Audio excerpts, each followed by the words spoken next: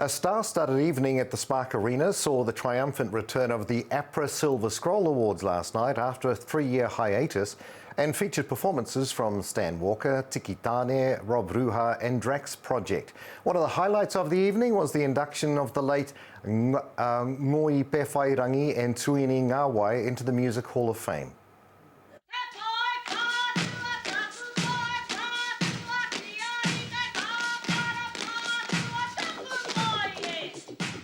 What does it mean to you and the whānau here to be able to receive this award on behalf of Ngoi and Tuini? Oh, it's a great privilege to be able to receive this award.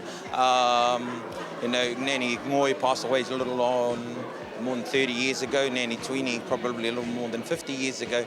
So their descendants, their uri, gathered here, come from Te Ako, Te Kumeroa and all the areas in Ngāti Porou to come here and celebrate alongside APRA and all the nominees and the recipients of today, but I'm really privileged for them to be acknowledged, especially this year with it also being the 50 years of the signing of the Māori language petition and two of Māoridom's greatest composers being inducted into the New Zealand Music Hall of Fame.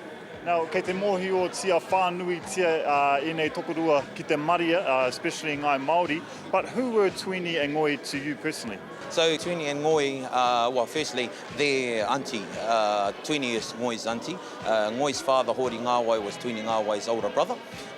So their family, and they come from the sub-tribes of Te Whānau Arua Taupare, Te Whānau Te Aotawa Warirangi and Ngāti Ira. All of those that gathered here tonight are all descendants of those sub-tribes. The Ngāti Porou wide iwi, and also Nani Ngoi has connections into the Hauraki through her mother. As a whakapapa connection, those are my tupunas, but those are the example of those of us that aspire to be composers of waiata that not sort of one-hit wonders or anything like that, but songs that are sung throughout the generations and generations.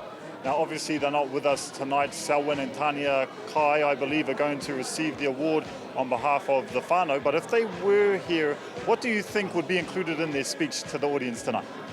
I'll probably take it out of their legacies. One of Nani Ngoi's songs, a couple of the famous ones, Aro Haina Mai, Te Kingi Nui, but also encourage.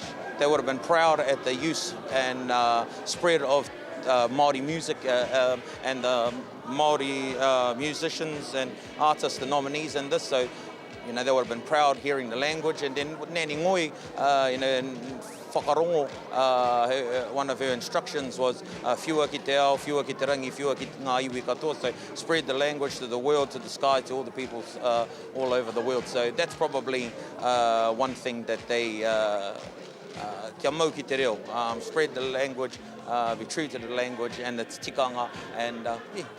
Pātai whakamutinga e mara, how proud do you think Tuini and Ngoi would be with the revitalisation of te reo Māori and te reo musicians moving into the mainstream space as it is today? For example, Rob Ruha is the director of tonight's show, which is huge.